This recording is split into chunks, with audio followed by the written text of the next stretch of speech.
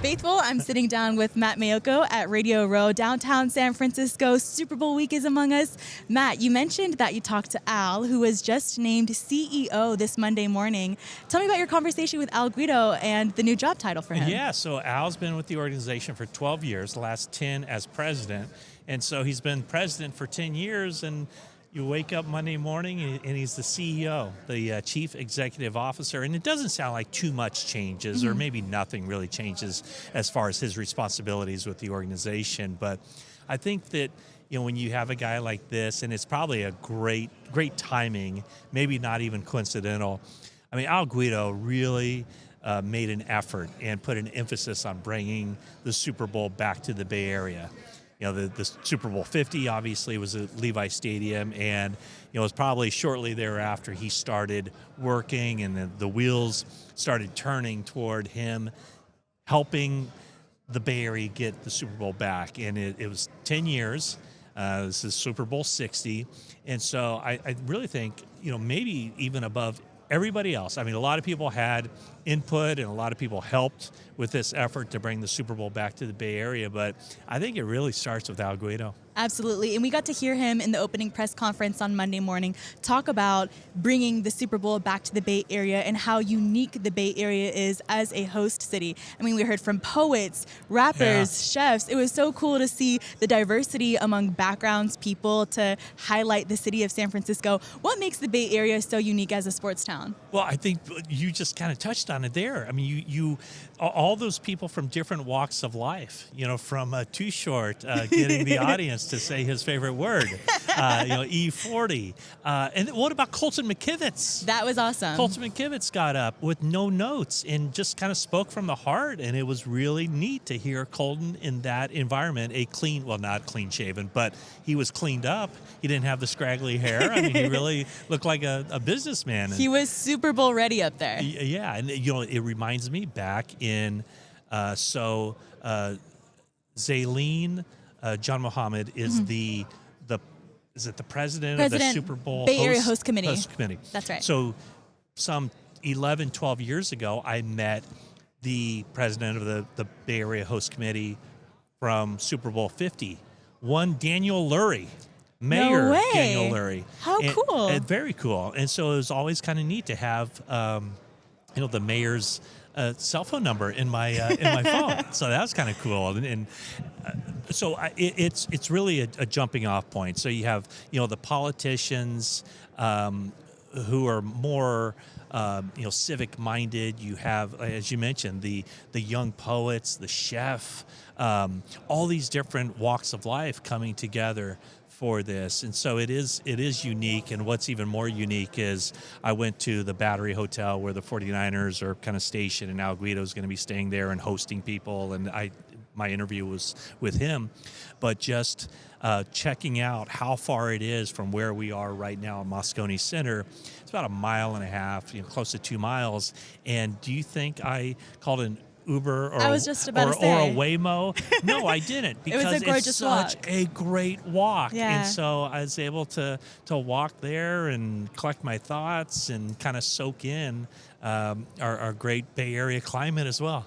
Yeah, you just mentioned Daniel Lurie, also Colton McKivitz, and it's funny because those two names actually have a connection. Yes. Because at the beginning of the season, actually during the off season before the season actually kicked off, Colton McKivitz hosted a youth camp here in San Francisco. He talked about it during the press conference where he's running those steep hills of San Francisco, jogging with the locals, and Daniel Lurie actually stopped by the kids camp to talk about how cool it is to have a player of the San Francisco 49ers be in San Francisco, because it is a far drive for those who stay in the South Bay, but still have that home connection because the San Francisco still bleeds red and gold. You still feel the heart of the team out here. And so to have a player representing in the city with the youth of that city and showing off how cool the Bay Area is, I think was pretty cool. And also taking advantage of the geographical features of San Francisco to get stronger for conditioning, running those hills and everything else. And it does, to bring it to a football element, a year ago or even right before the start of the season. I remember talking to Colton, and he was very focused on having a great season and just kind of going all in. And I remember talking to him and thinking, boy, I wonder if he's going to be with the 49ers. If he has that kind of season, is he going to, in essence, kind of price himself out? Because he was going to be a free agent. And right before the start of the season, the 49ers signed him to that long-term extension. And whenever you do that with a guy like Colton McKivitz or Brock Purdy or Kittle or Warner or Trent Williams or McCaffrey or whomever else, it does kind of give those guys a sense of ownership in not only the team, where the team is going, but I think also just the area. And with Colton, you really feel that. On the topic of Colton, he's mentioning how San Francisco are some of his most formative years as his journey of a pro football player. His story is very unique because it goes from being cut by the team to now signing a contract extension. How have you seen him grown over the years, and what do you think 2026 looks like for him? He's gotten better and better and better every year he's been in there. And I go back to that one game where he stepped in for Trent Williams and had to play left tackle in a game where the 49ers needed to win to go to the playoffs, and he did. And then, Mike McGlinchey signs with Denver as a free agent, and McKivitz steps in. But, yeah, he was one of those guys where he finished his rookie season strong, or played good football as a rookie, and then he kind of needed that awakening, as so many guys do. I mean, there's so many guys who enter the NFL and have a good rookie season or finish on an up note, and I think every level of play, guys are always kind of accustomed to, well, the next year I'm going to be better. And that's not the way it works in the NFL. You really have to go all in. You have to work your butt off.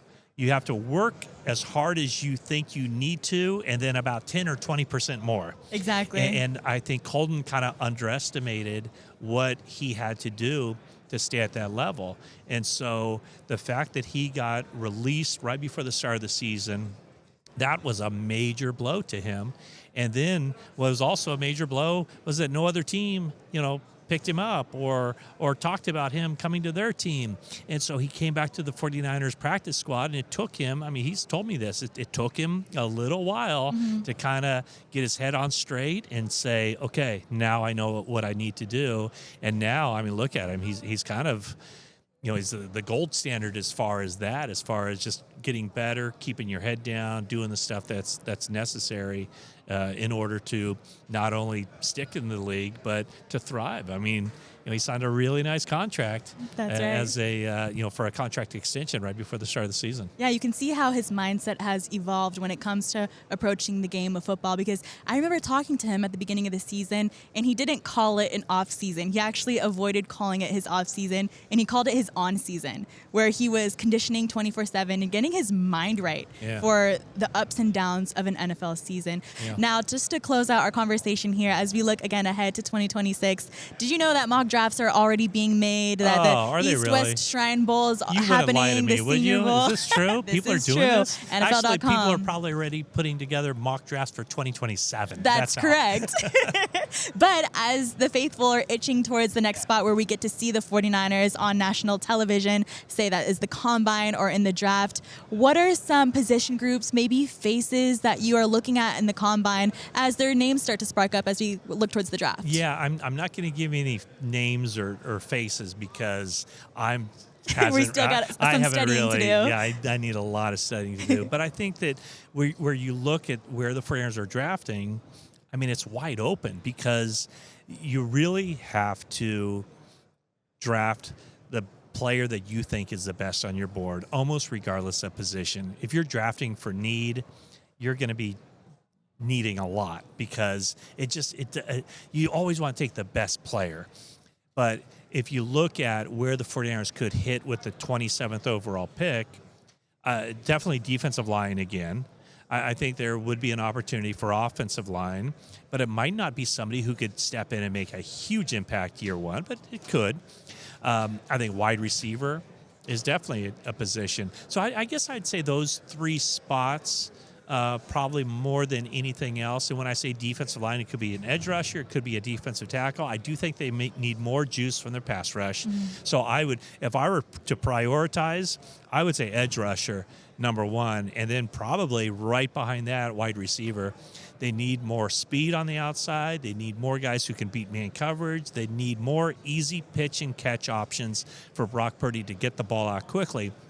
And if they have that, if they have a guy who can play the slot or just get open quickly. I mean, look at the NFC West with Jackson Smith and Jigba and with Puka Nacua. Yeah. I mean, those are high volume wide receivers who get open at the snap of a finger, and that takes so much pressure off those teams' offensive lines. So you can almost, if you get a wide receiver of that ilk, you help two positions. That's right. You fulfill the need at wide receiver, and you also make the offensive line better just automatically, not to mention making Brock Purdy better. That's right. A speedy receiver, a speedy edge rusher. Yeah. We're going to do some studying over the course of the time leading up to the draft. In the meantime, Matt, enjoy Super Bowl week, and thanks for joining me. All right, Bree. Thank you. Always my pleasure.